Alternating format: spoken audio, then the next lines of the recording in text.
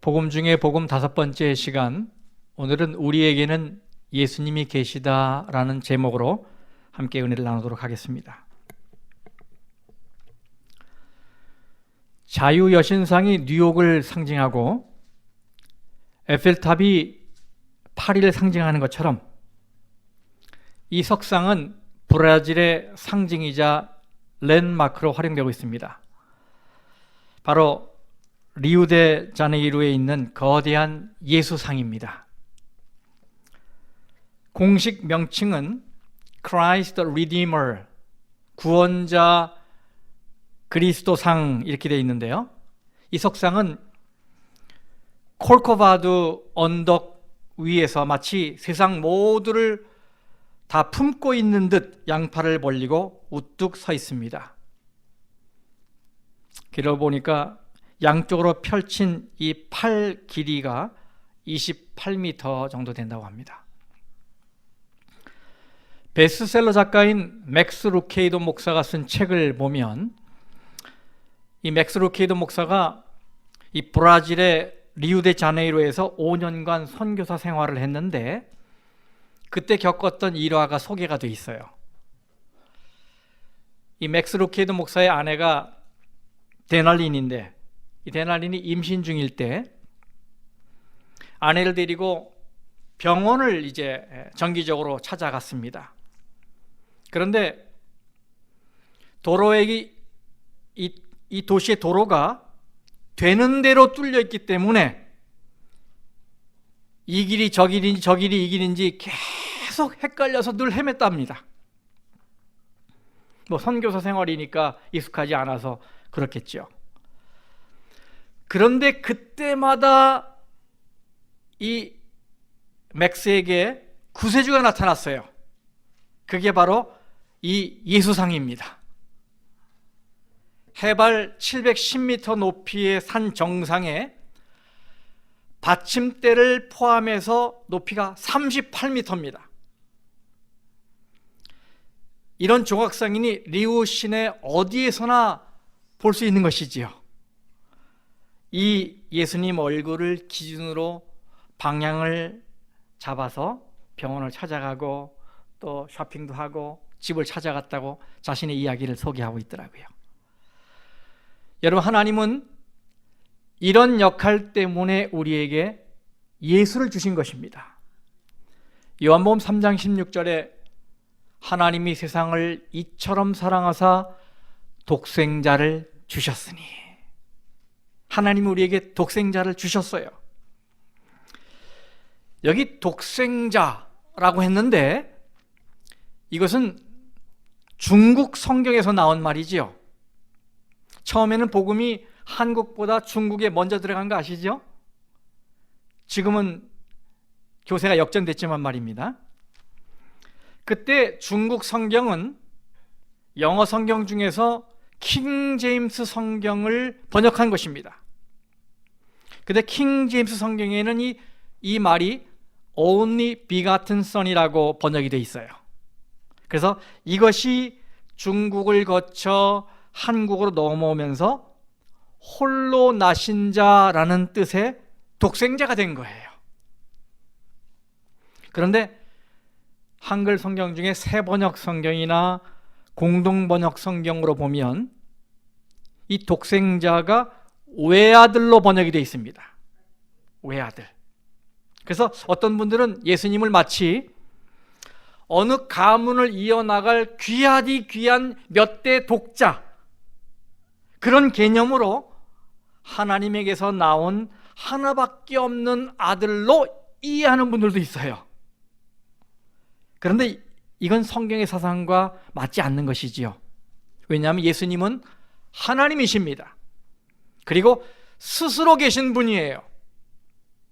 그래서 예수님을 과거 어느 시점에 하나님 아버지에게서 태어난 하나밖에 없는 외아들로 보는 사상은 성경하고 맞지 않습니다. 그러면 여러분, 독생자란 어떤 의미가 있는 것일까요?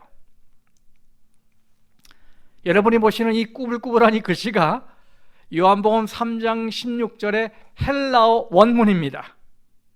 그런데 이 중에서 바로 요 모노게네스라는 말이 독생이라는 말로 번역된 것입니다. 그런데 이 모노게네스는 모노스와 게노스라는 말이 합쳐진 합성어예요. 이 모노스라는 말은 싱글 혹은 유니크라는 뜻이에요. 하나 혹은 유일하다. 게노스는 kind, 종류라는 뜻입니다. 그런데 이 게노스는 두 말에서 파생이 됐습니다. 그래서 어느 말에서 왔느냐에 따라 의미가 또 달라져요. 하나는 나타, 태어나다라는 뜻을 가지고 있는 겟나오라는 말에서 파생될 수도 있고, 다른 하나는 존재하다라는 뜻인 기노마이에서 파생된 말일 수 있어요. 아까 말씀드린 대로 어느 말에서 파생됐다라고 규정을 지면 의미가 조금씩 달라져요. 그런데 마치 우리가 남자와 여자의 결합으로 만들어지는 이 생물학적인 탄생의 의미가 있는 겟나오, 이 위에 있는 겟나오를 택하게 되면 예수님은 하나님이 낳으신 외아들이 되는 것입니다. 이해하셨죠? 하나님이 낳으신 외아들이 되는 거예요. 그런데 이게 성경의 사상과 맞지 않죠. 그런데 반대로 기노마이를 택하게 되면 예수님은 홀로 존재하시는 분, 또 그 일을 이루는 유일한 존재, 이런 의미가 되는 것입니다. 그래서 우리는 바로 이 기노마이를 선택을 합니다. 왜? 이것이 성경의 사상과 맞기 때문에. 그래서 독생자, 이 말은 예수님은 바로 그 일을 하실 수 있는 유일한 존재, 퀄리티에 있어서 그 무엇과도 비교할 수 없는 독특한 특성을 지니신 아들, 이런 의미인 것입니다. 우리가 이렇게 믿는 이유는 또 이런 성경절 때문에 그렇습니다. 히브리서 11장 17절 말씀을 다 읽어볼까요? 같이? 자, 시작. 아브라함은 시험을 받을 때에 믿음으로 이삭을 드렸으니 그는 약속들을 받은 자로 돼 그 외아들을 드렸느니라. 여기 외아들이라는 말이 나오는데 이 외아들이 바로 모노게네스입니다. 이 외아들이 바로 모노게네스예요. 그 말을 외아들로 번역한 것입니다. 그런데 외아들이라는 말은 남자 형제가 없는 하나뿐인 아들, 이런 의미죠. 그렇죠? 그렇다면 여러분에게 질문을 드릴게요. 이삭은 아브라함의 외아들입니까? 예라고 하시는 분들도 있고 아니라고 하시는 분들도 있습니다. 이삭은 아브라함의 외아들이 아닙니다. 왜냐하면 아브라함에게는 총 8명의 아들이 있었습니다. 첫 번째, 하갈에게서 난 이스마엘이 있고, 두 번째, 사라에게서 이삭이 나왔고, 그 다음에 사라가 죽은 이후에 아브라함이 그두라라는 후처를 취했는데 그 그두라에게서 6명의 아들이 나왔습니다. 총 몇 명이에요? 8명이에요. 그러므로 기원 후 70년경 예루살렘의 멸망 직전에 기록됐다고 믿고 있는 히브리서에서 이삭을 외아들로 이야기한 것은 다른 의미가 있는 거예요. 왜? 그때는 이미 아들이 몇 명이에요?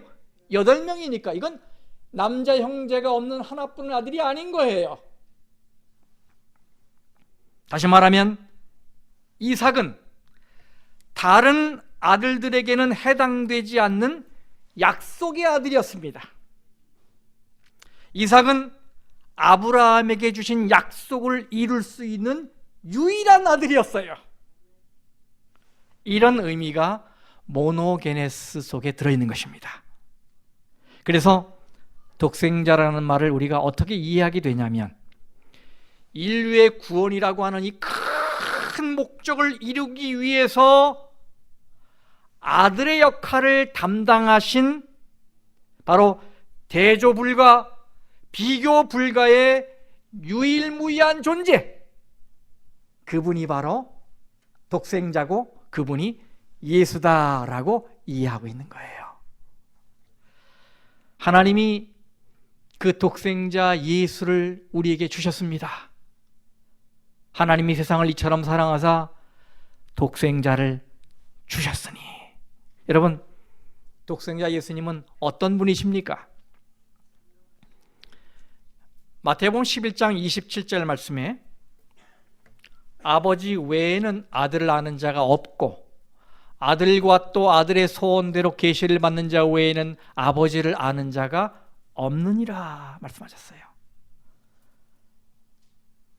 하나님 아버지와 아들의 역할을 하시는 아들 예수님은 긴밀한 사이입니다. 긴밀한 사이예요. 그래서 아버지 외에는 아들을 아는 자가 없습니다. 또 이 아들 외에는 아버지를 제대로 아는 분이 없어요. 어떤 관계예요?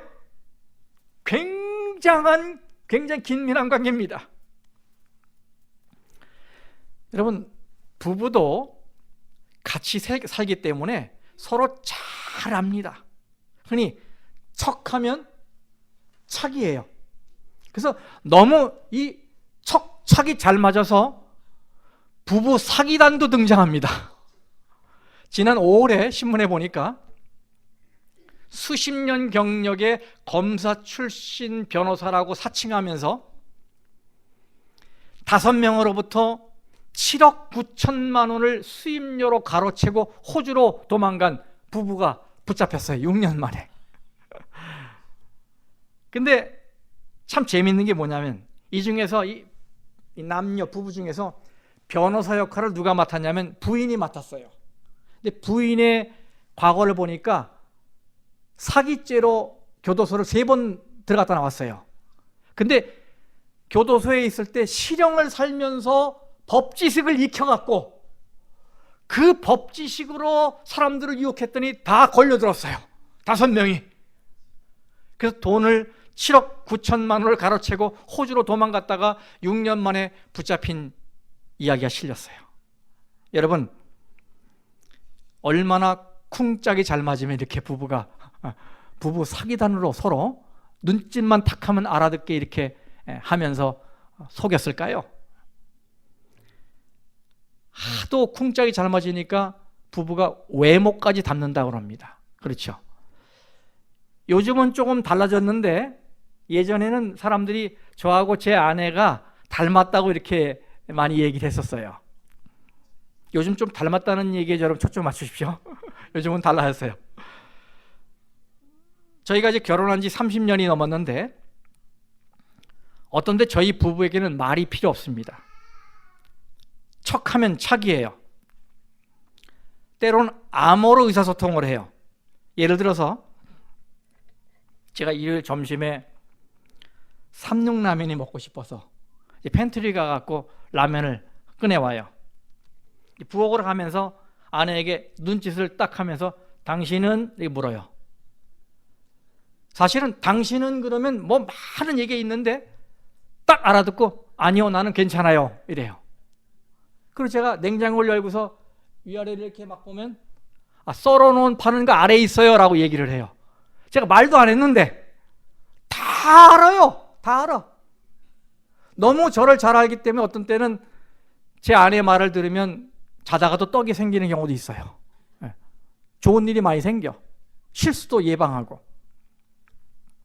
여러분, 부부도 이런데 하물며 하나님 아버지와 아들 예수님은 얼마나 더 잘 아시겠습니까? 그렇죠? 예수님께서 요한복음 10장 30절에 나와 아버지는 뭐라? 하나다라고 말씀하셨어요. 예수님은 아버지와 다른 어느 누구와도 나누지 않는 상호 관계를 맺고 계셔요. 예수님은 하나님과 동일하게 거룩하시고 영원하시고 무한하시고 불변하시고 전지전능하십니다. 예수님은 하늘에 문이 있다면 그 하늘문의 열쇠를 가지신 분입니다. 그 예수님이 말씀하시면 하늘에서 다 통하고 그 말은 다 맞는 말입니다. 이렇게 생각해 보십시다. 한 초등학교 학생들이 교실에 선생님께 달나라에 대해서 질문을 하기 시작했어요. 선생님, 달에 가서 달의 먼지를 만지면 어떤 느낌이지요? 선생님, 달에는 중력이 없다는데 음식을 삼킬 수 있나요? 선생님, 달 탐사를 하다가 화장실을 가고 싶을 때는 어떻게 하지요?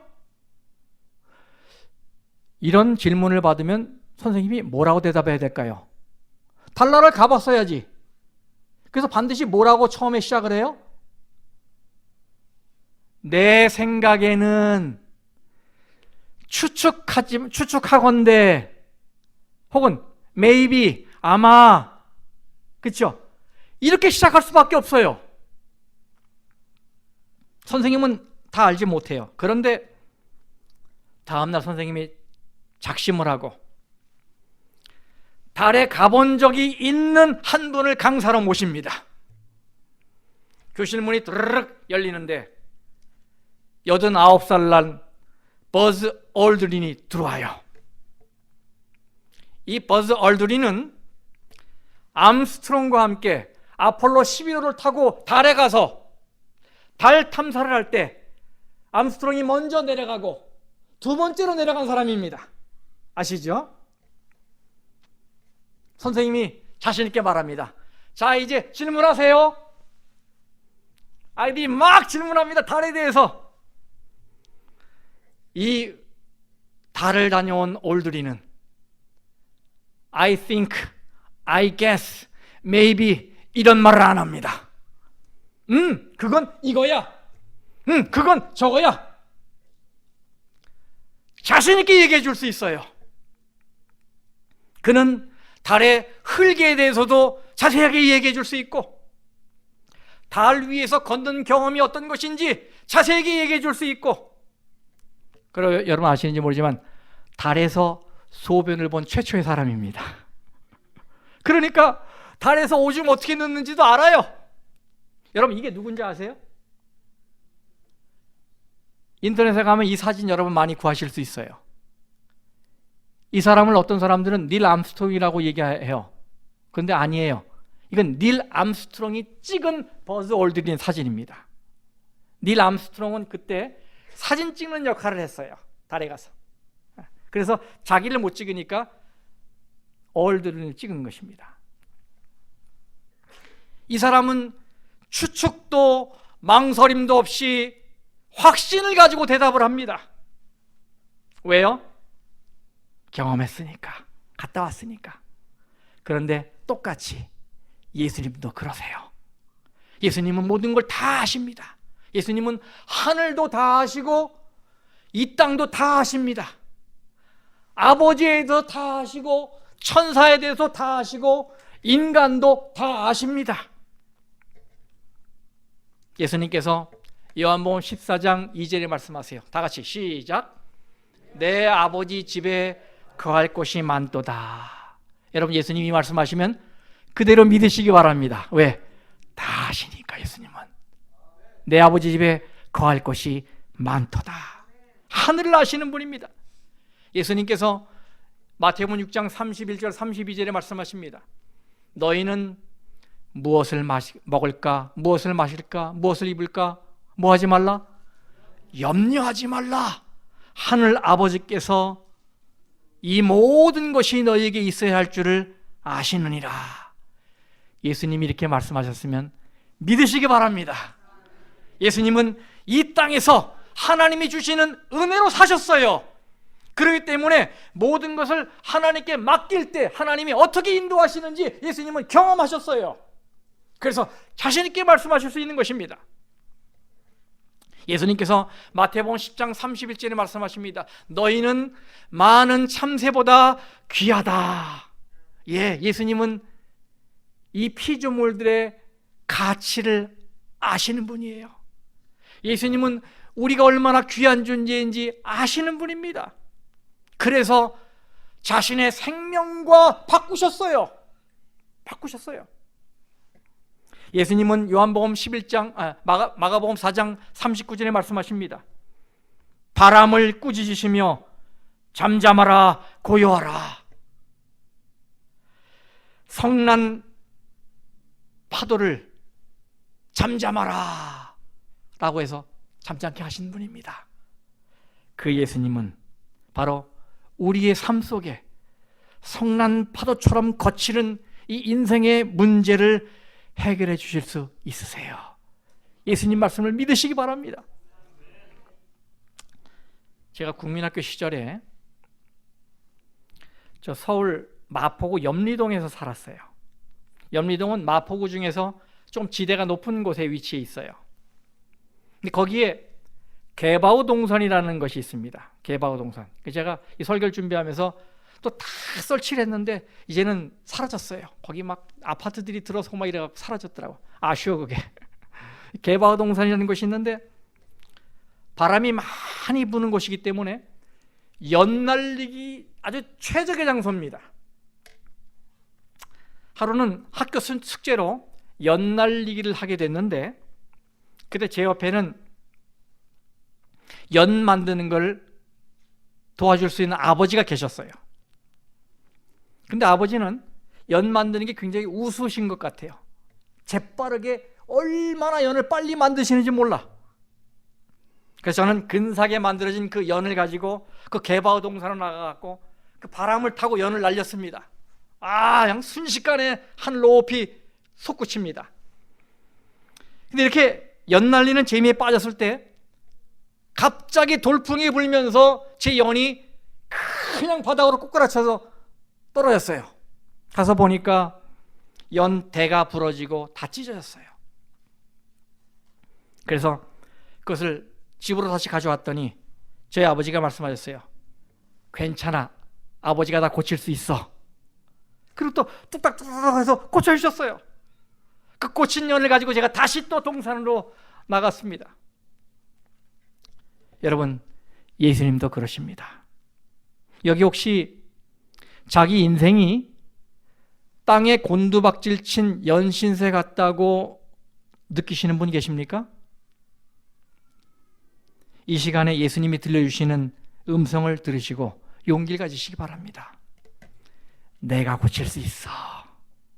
나 다 알아. 그러니 걱정하지 마. 내 인생의 모든 문제를 해결해 줄게. 이 음성을 들으시고 용기 가지시기 바랍니다. 하나님이 세상을 이처럼 사랑하사 독생자를 주셨으니 이는 그를 믿는 자마다 멸망하지 않고 영생을 얻게 하려 하심이라. 여러분, 우리에게 모든 것을 다 아시고 우리만 바라보시고 우리만 위하시는 예수님이 계신 것이 얼마나 감사합니까? 제가 한국 TV에서 근래 이 탈북자들의 이야기를 소개하는 프로가 있어요. 근데 얼마 전에 소아마비 아내를 업고 탈북에 성공한 한 남편의 이야기가 소개가 됐습니다. 이 북에는 장애인을 위한 편의시설이 거의 없고 또 장애인에 대한 차별이 아주 심하기 때문에 소아마비로 산다는 건 상처 입은 짐승으로 살아가는 것과 같다고 합니다. 여기 33살 된 소아마비 여성이 있어요. 그러니까 그렇게 살았습니다. 그녀는 소아마비이기 때문에 마음대로 어디 다닐 수가 없었어. 그래서 집에서 칫솔, 치약, 비누 이런 걸 팔면서 생계를 유지하며 살았습니다. 그러다가 중매로 6살 연하의 한 남자를 만났는데 그때 이 남자는 고아였습니다. 군 제대를 하고 중매를 만났는데 둘이 뿅 하고 서로 좋아하게 됐어요. 그래서 더는 떨어져 살 수 없다고 그래서 속전속결로 결혼했는데 25일 만에 결혼을 했어요. 결혼 후에 이 아내의 삶이 180도 달라졌습니다. 이 남편이 마음이 굉장히 순하고 착해서 자기 아내를 영원히 길동무가 돼줘야겠다고 생각해서 평생 소아마비로 사니까 어디 못 갔을 테니까 내가 구경시켜줘야지 하면서 결혼한 그때부터 시작해서 업고서 다니는 거예요. 남의 눈치는 이제 보지도 않습니다. 아랑곳하지도 않아요. 이분들이 어디 사냐면 양강도라는 곳에 삽니다. 양강도는 이 중국과 국경지대지요. 근데 거기서 평양에 매년 다녀오고 망경봉에도 올라가고 백두산에도 올라갔다 왔어요. 백두산은 여러분 아시잖아요. 거기는 뭐 지난번 우리 회담할 때 보니까 그 케이블카도 있던데 그거는 일반인은 못 합니다. 또 전력 사정이 원활하지 않기 때문에 간부들이 올 때나 돌린다고 그래요. 그러니까 걸어서 올라가야 돼. 근데 이 남편이 아내를 업고서 백두산을 올라가서 찍은 사진도 있더라고요. 그런데 어느 날 외상값을 계속 미루던 어떤 남자랑 시비가 붙어갖고 그 남자가 쇠뭉치로 이 아내를 치는 바람에 팔이 부러졌어요.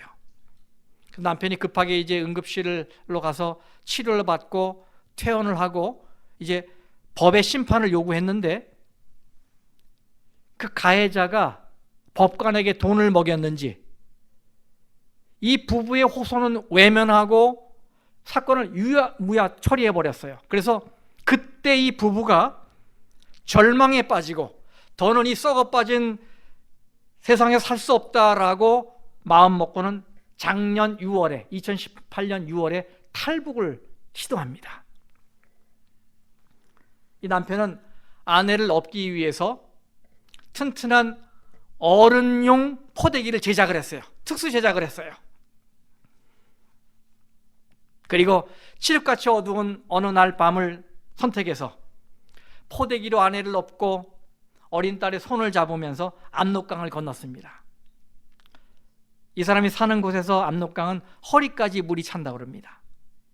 근데 그 물을 헤치면서 이 세 식구가 한 몸이 돼서 겨우 강을 건너 중국 땅을 밟았는데 이 탈북의 과정은 이제 시작인 것입니다.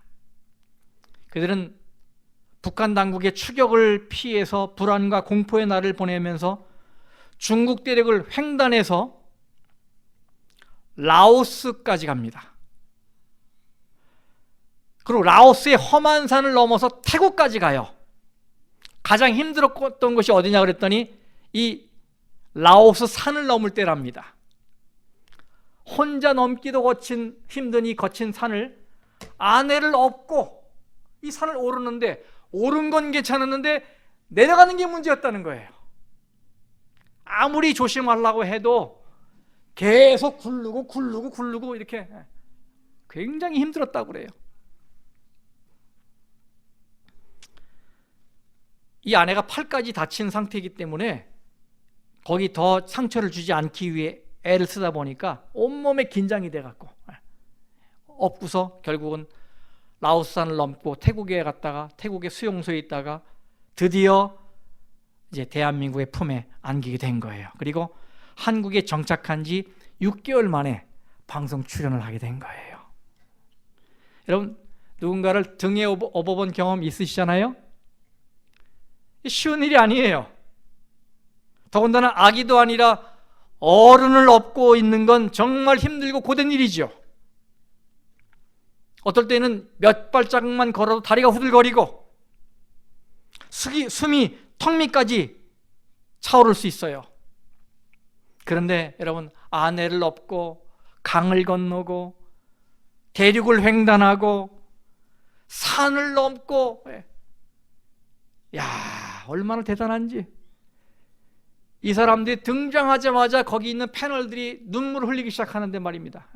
아무 말도 안 했는데도 불구하고 감동을 받고 눈물을 흘리더라고요. 이 탈북자의 이야기는 사랑의 힘이 얼마나 큰지 보여주고 있어요. 그렇죠? 사랑의 힘이 얼마나 큰지. 저는 이것을 보면서 우리를 업으신 하나님을 생각했어요. 이사야 46장 3절 4절 말씀입니다. 야곱의 집이여, 이스라엘 집에 남은 모든 자여, 내게 들을지어다. 배에서 태어남으로부터 내게 안겼고 태에서 남으로부터 내게 업힌 너희여, 너희가 노년에 이르기까지 내가 그리하겠고, 다 같이, 백발이 되기까지 내가 너희를 품을 것이라. 내가 지었은즉 내가 업을 것이요 내가 품고 구하여 내리라. 아멘. 내가 업겠다. 내가 너희들을 업고 가겠다. 예수님은 우리를 업으셨습니다. 사랑으로 우리를 업으셨어요.